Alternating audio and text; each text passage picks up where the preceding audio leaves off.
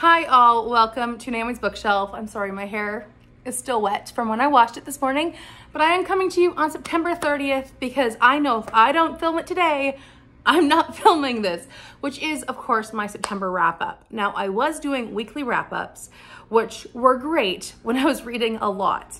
Now in September, at the first half of the month, I'd actually say the first 3 weeks of the month, I only read 7 books. So it felt like it was not worth it for me to film a full video for like 1 book a week.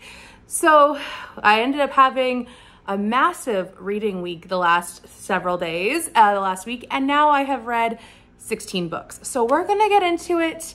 I have limited time. My laundry might go off, but we're all rolling with it here because you know, you gotta find time when you can find time. So let's start off with the beginning of the month. The first book that I read was The Bronc Riders Twins, which is by Danica Favorite. This is the second book in a series about this ranch in Colorado, basically. This book starts off with a single mother. Her husband has just passed away and she has young twins, and apparently he has a mass amount of gambling debt, which some people come and try to tear her house apart to find any money they can. So she is struggling financially. And on top of that, her in-laws think that she's not a fit parent and they are trying to take her kids away from her. It is quite a great story. I really enjoyed the dynamic between, I'm forgetting their names now, but I really remember loving it. Laura was the widow and Wyatt is the best friend of her husband, but he actually secretly loved Laura all along, but he never acted on his feelings. So he comes in and then they have like a marriage of convenience to give her some more stability, also to give her protection from against the debts that have been racked up. And it becomes an authentic love story. I really enjoyed it and I gave it 5 stars. I thought I'd given it 5, but I wasn't positive. It was a 5-star. Next, I read The Love Script, which is by Toni Shiloh, and this is my first book I've ever read by Toni Shiloh. I loved it. This was also a 5-star. This one is an ARC that I got, and it came out in July, so I didn't get to it in time. But then once I started reading it, I couldn't put it down. This is about Nevaeh, who's a hairstylist, and Lamont, who is a big-time actor who has just recently, in the last few years, become a Christian. But then he, he hires Nevaeh to help his mom with her hair, especially after she's gone through chemo, and give her something to feel pretty about. So he's taking care of his mom, and Nevaeh comes regularly to visit his mother. Now, Nevaeh one day discovers his mother is sick and she takes care of her for the day. And then when Lamont comes home and discovers it, he helps her with stuff. And then a photographer takes a picture that looks like Nevaeh was staying over, or that they're crossing Lamont's boundaries when it comes to being a Christian. So it becomes this whole big media press thing, and basically they agree to date or fake date in order to save both their reputations, and it turns into a real love story. I loved it. Also, Nevaeh is a plus size character, which is awesome. And I think that this is a book well worth reading. There's also a series coming out, so I'm excited to read more in the series. And actually, I'm just excited to read more Toni Shiloh because I've already read 2 other books of hers this month. And I'm on my 4th, so she's really great. I really enjoyed it. I also read A Gentleman in Moscow, which is by Omar Tawaz. I butchered this name in my game, my TBR Clue game, which I talked about it. But yes, I did read Gentleman in Moscow. I gave it 4 stars. This book is about a man who's put under house arrest because of his rebellious writings or poetry that is tied to his name. And he is forced to live in a hotel. If he ever steps out of the hotel, he will be executed. I think that's the stipulation. So he lives within this hotel and he ends up discovering a whole brighter and more vibrant life throughout the hotel. He discovers friendships and like bonds, and he actually grows into a really amazing human being through the hotel. So the whole book takes place in the hotel, but there are many people there, and it's just really interesting to talk about. And like we talked about a book club about how it'd be like to live in one environment and how that would impact your life, especially this is in Russia when a lot of turbulent things were happening and he was an aristocrat, but that's what saved his life in the beginning. So yeah, interesting, and I gave it 4 stars. I don't think I'd ever reread it, but I was glad I did. Next was Funny Things, which is by Luca Dubus. This is a comic strip graphic memoir about Charles Schulz, so the creator of Peanuts. I thought this one was interesting, maybe not graphic memoir, but autobiography. It encompasses from the beginning all the way to his death, and I enjoyed it. I didn't love it, but I enjoyed it. And then I was looking up some more facts about it, and I realized they left out a few very key things, and I was kind of upset that they left out certain big events. So it couldn't get more than a 4 from me, but I did like how it covered so much of his life. It is a long, long thing. It's like almost 500 pages. But it is an all-encompassing of a man's entire life. So, I mean, take with it what you will. I do recommend it though if you're interested in that. It goes over his struggles, his triumphs, his marriage, his struggles in his marriage a little bit. That's also something that was kind of glossed over. And I think it was a good solid attempt, a good solid telling of his life. It just didn't cover everything that was very easy to find on Google. So yeah, that's it. I did enjoy it though, so I gave it 4 stars. That was also an ARC, by the way. Next, after that, I read The Spiritual Poems of Rumi. This one is translated by Nader Khalali. This one is beautiful, as is the other books. I read his love poems, and it is just a gorgeous read. Like, it's beautiful. But the poems are great. I just didn't love them as much as the love poems. I really enjoyed that one a lot more. I think I read his gold poems as well when I got out of the library, or a collection, which is called the Gold Poems. And I really enjoyed that one too. So this one just fell a little bit short compared to how much I enjoyed the others, but I mean, it's still a 4-star. I really enjoy Rumi's poetry, and he lived in the like 1100s. So if you're looking for ancient literature to read or ancient poems, check out some of Rumi's poems. They're really great. Next, I read Malibu Burning by Lee Goldberg. This one took me a while because I've talked about it before. I'm not going to go into it again, but anyways, it took me a while, not because of the book, but because of stressors at home, stressors in my community. But really enjoyed this one. This one is about a firefighter. Well, not firefighter. He is a convict who is a con man. And then he figures out how to get sent to a low security prison, which means he can then become a firefighter for 3 years and not have to stay in the prison walls. So that is what he does.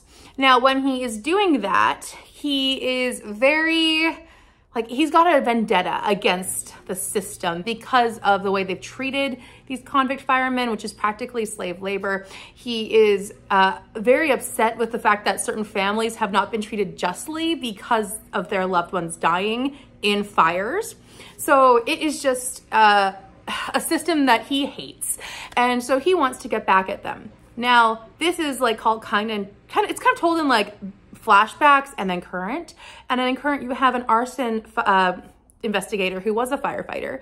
And he is trying to figure this out, and he gets a new partner who used to be a U.S. Marshal. So he's like gun happy. He wants to go and have fun, but he's told by his pregnant wife, you stay home or you don't have a home.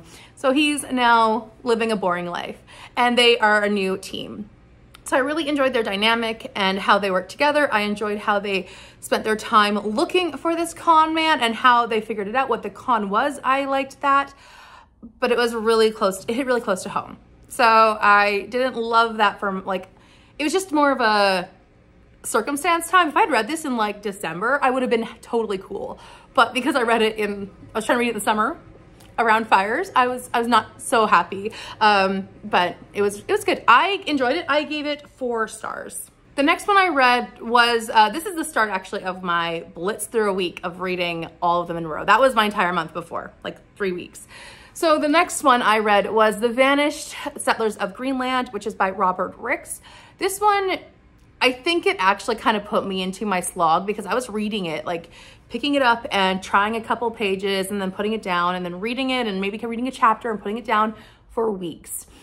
This one, I ended up giving it 3 stars. And I think the reason why I struggled so much with it is it felt to me like a thesis as opposed to a nonfiction book for the everyday person. It was very info heavy, and I know it's nonfiction, but there is a balance I find, and I feel like the balance is always hit right when I walk away from a book saying, I need to find another book about this person, or I need to find another book about this subject. And that's not what I got here. I was finished it and I was like, yeah, I'm done. I don't want to read any more about Greenland settlers. This was more about a colony that was put in Greenland. It was a colony of Christians, and then they disappeared. And so this is kind of like an investigation, but it really felt like a thesis. And it covered a lot of different historical documents, a lot of different like things that you can find. But overall, it just felt really info heavy and really fact heavy, as opposed to weaving that all into a narrative that was consumable by someone who doesn't know anything, because I don't know anything. And it just felt a little overwhelming. So yeah, 3 stars. I think it just was something that if someone who knows a lot about that era or that specific part of the world, they might have a lot more enjoyment, but I did not. Next was my next Tony Shiloh book, which was You Make It Feel Like Christmas, or You Make Me Feel Like Christmas, It Feel Like Christmas. You Make It Feel Like Christmas, which is about Star and Waylon. This is the first book actually in a new series, which I'm like, I'm ready to take on whatever book she puts out, to be honest. I've already fallen in love with her writing. This is about Star, who is the youngest in her family, and she comes home after being laid off from her job, but nobody knows that because she's home for Christmas and her sister's wedding to her ex-boyfriend. So it's full of a difficult time. And then she meets one of her older brother's friends, best friends since a long time ago. She's re-meeting him, and suddenly there's all the feels. Waylon is just recently, like he's alone because his mother passed away and his sister's in Japan at the time. So it's a little interesting because he's always there for all the holidays, and they get really close. It's a really short book, like 150 pages, but I loved every word of that book. And I can't wait to read the sequel, which is about her sister, and I can't wait. So, oh, it's just so good. And that was definitely a 5-star, definitely a 5-star book. And I can see Tony Shiloh being a 5-star author for me. Next, I watched Appointment with Death, which is an Agatha Christie play. It's in this collection here. I watched it on YouTube. I will link the play that I watched. It was done by some high school students, and it was pretty good. I really enjoyed it. I think my rating of a 3-star doesn't come from the acting, because that was great. And I wouldn't rate the acting anyways, because I'm rating the play. I'm reading the play or watching it. And I gave the play 3 stars because they changed the ending, which I didn't love. And I really like the ending in the original book. And I know Agatha Christie wrote the ending herself, changed it herself. But I understand that. I didn't mind that Poirot was written out because Agatha Christie tended to do that. But I will say I was disappointed in the ending change. But I thought the play was well acted. I will link it down below if you're wanting to check it out. I'm gonna rewatching a lot more Agatha Christie plays because I'm gonna have to be trying to finish them all out. And that was just one more thing off my checklist that I needed to get done. So for TBR Clue, I had to reread a book, and I honestly was not gonna get to the Chamber of Secrets, which was the book I had planned. So I ended up rereading a couple of Bible books, which I counted for that. So I reread Zephaniah and Habakkuk. Both of those are really short and prophetic books. I love the book of Habakkuk. It is just so good.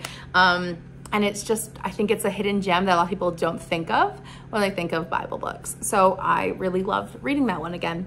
And I'm working my way through the prophets again. I've been slowly but steadily reading Bible books, but it's been a very slow process. And I am now just kind of binge reading the prophets, which is just an awesome way for me to intake that material. And on top of Bible study and all that stuff, but I love binge reading the Bible books too.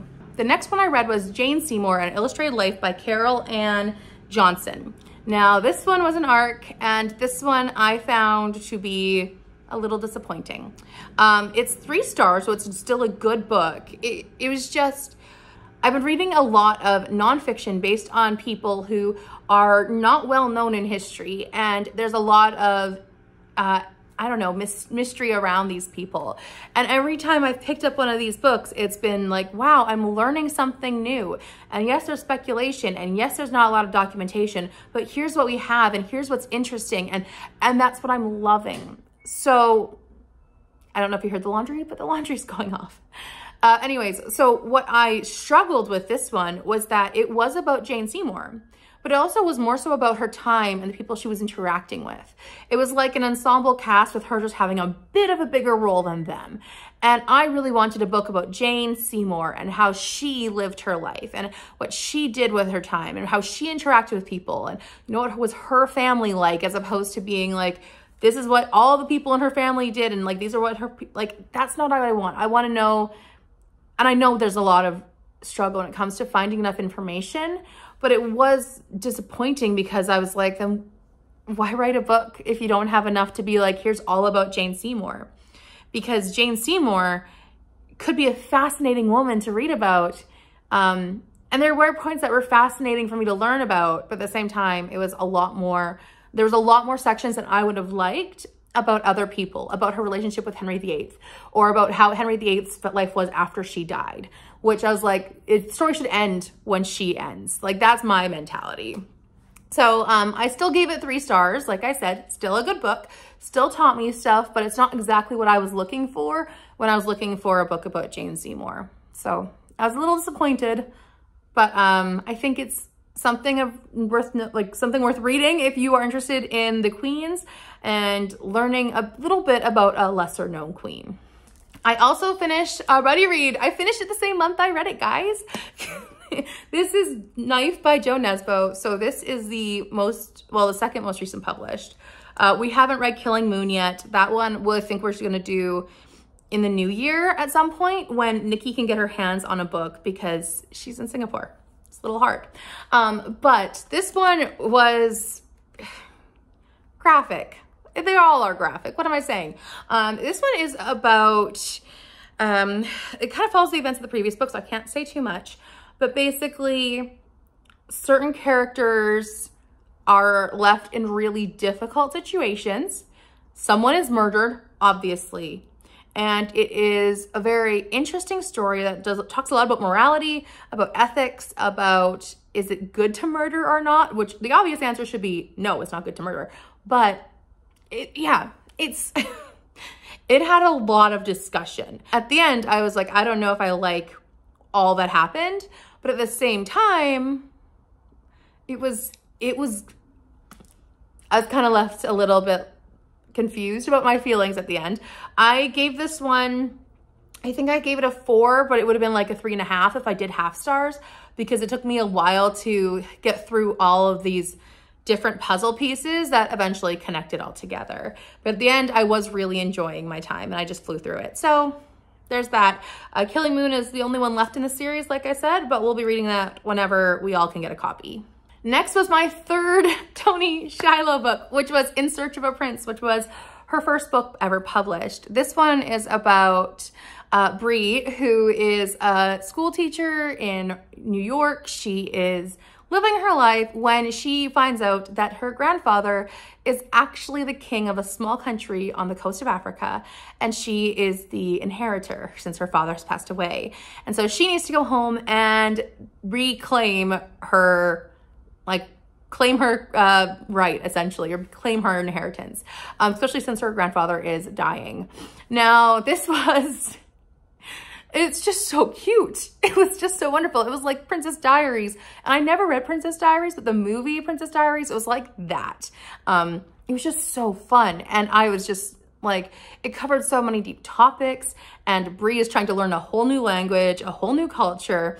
And meanwhile, she keeps running into this cute, well, maybe not cute, but handsome, amazing man who is working around the palace. And then she's told, in order to inherit, you need to get married. And this is a marriage of convenience book. It is just so good. So good. I loved it. I'm in the middle of book 2 already, and I will just read anything Toni Shiloh writes. They're all 5 stars. This one's a 5 star as well. I'm just like, everything I will read. The next thing I read was Death by Food Truck. This one I've been reading for a while, but it's in novella sections. So I would put it down after a novella and then I'd pick it up again.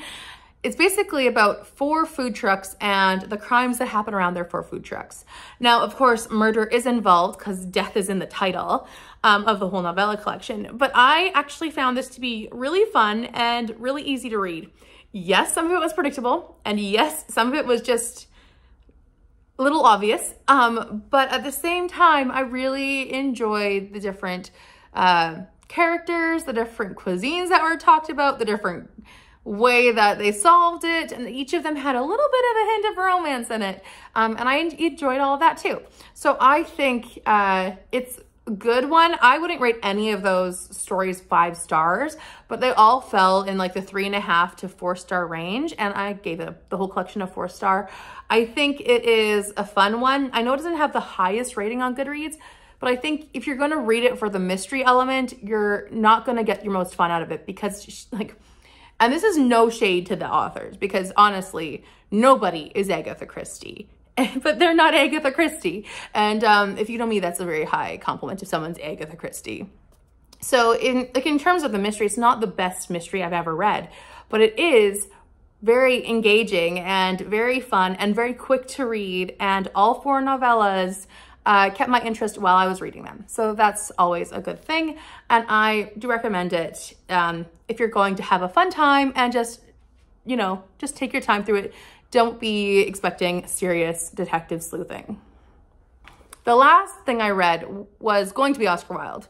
And I just couldn't bring myself to pick up the play anymore. I just felt like I was not in the right headspace. So the last thing I read, and that I finished today, so I could actually get it done, and it's still September, is Elizabeth the Princess Bride. This one is one of the Royal Diaries. This one's by Barry Denenberg. And this one is really short. It's like 100 pages of her actual journal entries and then historical notes and all that. Like this is in total 150 pages. Now, if you've never read this series is fictionalized diary entries about princesses. So I loved the Cleopatra one growing up, and I really loved the Marie Antoinette one. Like there's so many great ones. And basically I walked away from this. I thought it was good. I thought it was a 4 star. It was good. And when I walked away, I said, I need to read more. So I've already looked into what biographies I can get about Elizabeth or her mother or her family members. And I also thought it was really cool that in this book, it talks about how her mother and her mother's sister, so her aunt, both had migraines. So I was like, that's really awesome to see in this book. And it's just like, you know, this is just an affliction that they have where they're not able to participate all the time. And I just really enjoyed seeing that in a middle grade book. But yeah, this one was my last one, 4 stars. And I have owned this one for a little bit, but I have not read it yet. So I was happy to do so. And I will be looking into more of this like Empress of Austria kind of work. So I'm excited to look into more nonfiction about Elizabeth and her family members. So that was it. That was my last week of 9 books, and the rest of it was all 7 books for the whole month. So I have a lot of arcs I read, and I really enjoyed most of my reading. Some of them were 3 stars, a couple, but for the most part, I really enjoyed everything, and it was a pretty awesome month. Please let me know in the comments if you are going to pick up any of these books or if you have, and what your thoughts are on them. I'd love to know. Also, if you would give this video a thumbs up and subscribe if you are new here and hit the notification bell, I would really appreciate that. Thank you so much for watching. I will see you next time. Bye for now.